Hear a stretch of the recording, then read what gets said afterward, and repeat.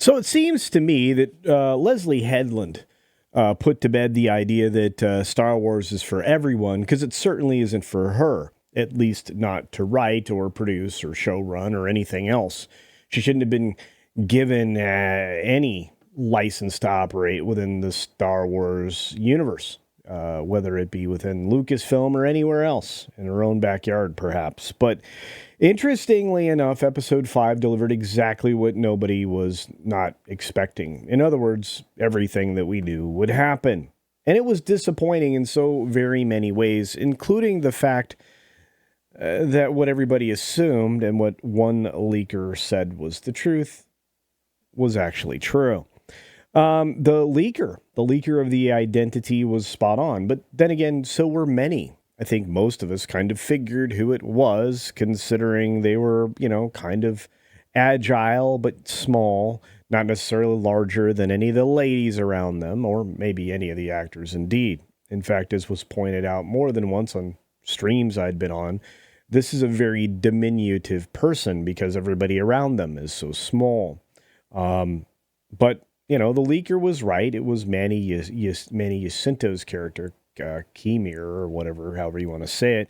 And apparently he has the skills of Magneto, amongst other things. There are many points in time during the greatest lightsaber battle ever that you're quite lost and things are hidden in darkness, and they get a little squeamish about how lightsabers are used. And those are not my words. They're from the great Lorne Connor, who, acknowledged that perhaps outside of thrust, they weren't super thrilled with removing things from beings with a lightsaber. We also found that ladies can be eliminated with a lightsaber in Episode 5. They just have to be stabbed 3 times, which is interesting. The whole show revolved around a mystery, supposedly, and yet there was nothing mysterious about any of this, least of all who this person was under their helmet. And you're in big trouble when you're called out for just how garbage it is, the things you produce. Elon Musk went after Kathleen Kennedy with good reason, saying that she's more deadly than the Death Star. Of course, those comments came in the form of a response to a meme that is out there in the world for you to find now. But Elon's not wrong. Kathleen has run things down to the ground, and Elon's never been one to hold things back. And all of these stories today that I'm pulling from are from That Park Place, and I think all of them are written by John F. Trent over there at probably one of the most popular pop culture news sites you could find. There's only a handful of good ones, and That Park Place is, one chief among them. But Musk responded to a Star Wars meme that was labeled the Death Star as a planet killer, Starbase Killer as a system killer, the First Order Siege Dreadnought Mendator 4 as a fleet killer, and finally, a photo of Kathleen Kennedy.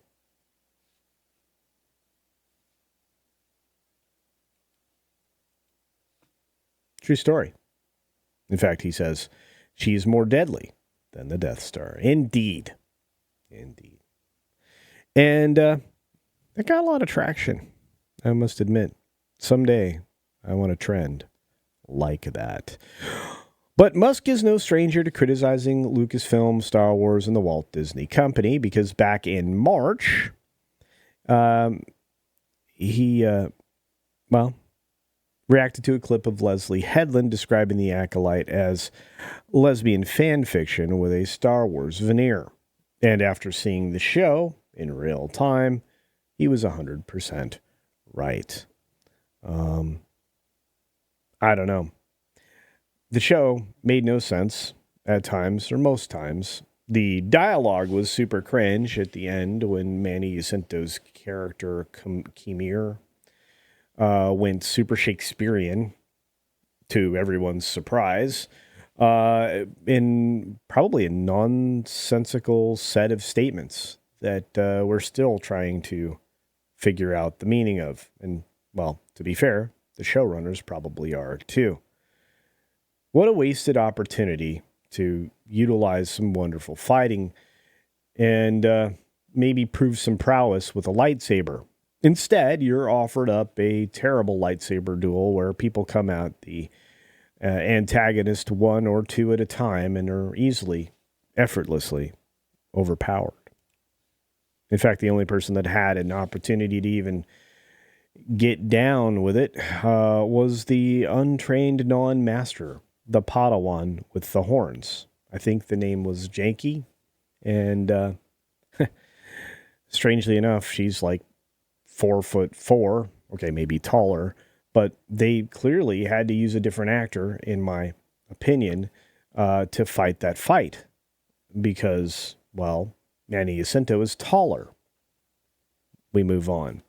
Apparently, we're not the only ones to criticize, or neither is Musk, Leslye Headland, because the Bone Tomahawk producer claims that the Acolyte showrunner Leslye Headland used to be based and would have, not necessarily enjoyed all of the Acolyte for all its dumb gender motives and dumb physics. So, producer Dallas Saunier recently claimed that the Acolyte showrunner used to be based. She would have gone right after it. The Instagram story post earlier this month, Saunier, I'm maybe just saying the name that way, I'm not sure if it's accurate, but it produced Run, Hide, Fight, Terror on the Prairie, and obviously Bone Tomahawk.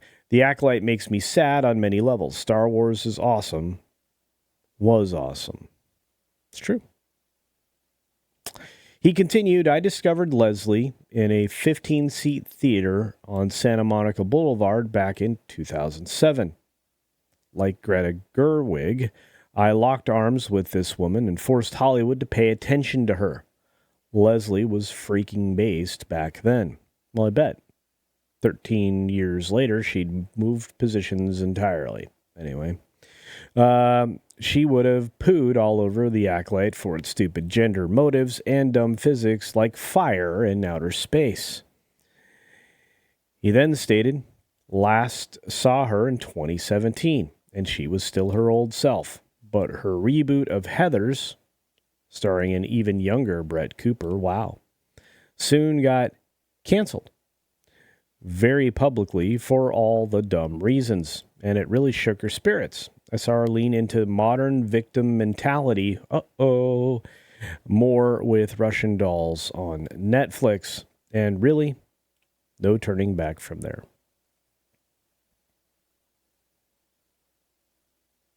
He then speculates she got woke in order to be accepted in Hollywood. Hey, look, we all get older, we all got to pay bills, and the world cracked. I get it. But it's just sad to see someone I managed for over 8 years and cared so much about become the very thing she would mock mercilessly for a decade. This is the story right here. And if you want to go check out the story, you can do so on That Park Place. I would encourage you to do so. Look, it's not your imagination. You're not an ist. You're not a phobe. Star Wars is well and truly dead, and Kathleen Kennedy and her politics, well, all of Hollywood's new found communist politics have killed it. And it's okay, because we're going to lose things along the way. The question is, are we going to sustain something else? Are we going to do something new? I think so. But what do you think? Let me know your thoughts about episode 5 of The Acolyte if you watched it. Let me know your thoughts about Star Wars and whether or not you still even try anymore. And finally, let me know if you're so apathetic at this point that you just don't care anymore. On that note, if you're watching this video today, please check out the amazing new gaming channel, That Game Place, which I've launched with some compatriots in a way that, well, maybe we'll bring some journalism back to game journalism and have some fun along the way. And hopefully you'll participate too. Be sure to take care of yourself, take care of others, and until next time, see ya.